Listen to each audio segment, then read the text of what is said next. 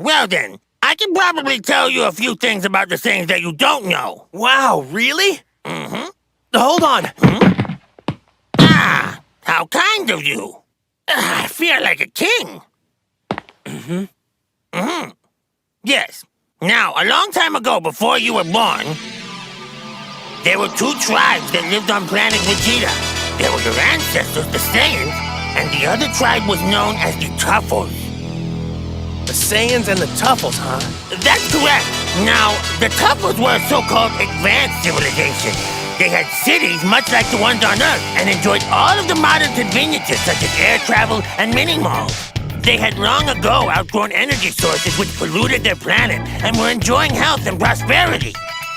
Not far from the big cities, in the arid wastelands of Vegeta, the Saiyans lived in primitive fashion. They were much larger in size than the Tuffles, but much smaller in number. One thing all Saiyans had in common was that they all had tails. Another was their brutal and violent nature. They loved to fight. But because they were so few in number, the Tuffles never worried about the Saiyans.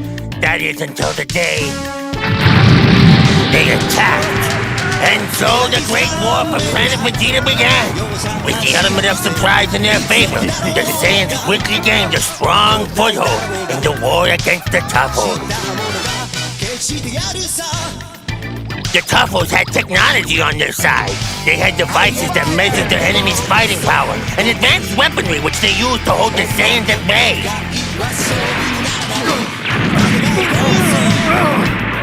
Though few in number, the Saiyan strength was so incredible that they too won their fair share of the battles. And just when it seemed that there was no end in sight to this horrible war, something happened on Vegeta that only happens there once every 8 years. There was a full moon, a decisive factor in the war for planet Vegeta. As you must know, Saiyans have the ability to transform into huge ape-like creatures when the moon is full. Let's get out of here!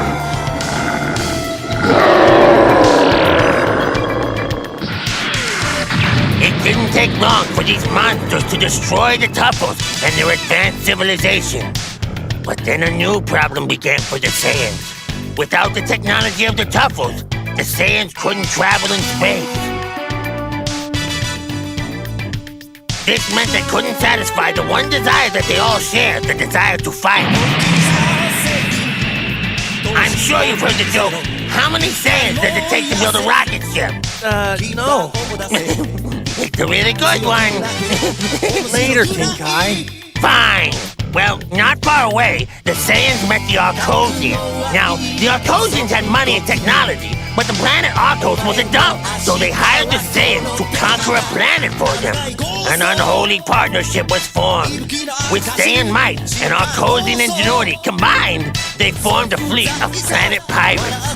The plan that these two sinister races had meant that there was nothing they wouldn't do to achieve their goals. An armada of space pods was designed to travel the vast distances of the universe. They even sent babies like yourself to distant planets. The Saiyan leaders were more than happy to send specimens of their race into the great unknown. They knew that when the babies grew up, they would extinguish any and all inhabitants of the planet they landed on. I'd like to extinguish them. Well, all misdeeds gather their just rewards. You see, like Earth, the planet Vegeta also had a guardian. This good man used his power to attract a vast system of meteors to the planet. He could no longer tolerate the horrible burden of the Saiyans' dark deeds. So he brought destruction upon the planet, which was plagued by the weight of its inhabitants' evil. Planet Vegeta was demolished. They got kind of a major spanking, you could say, except with meteors. Only 4 Saiyans survived the destruction of planet Vegeta, and you are one of them. No! I'm not one of them. I'll never be. Easy now.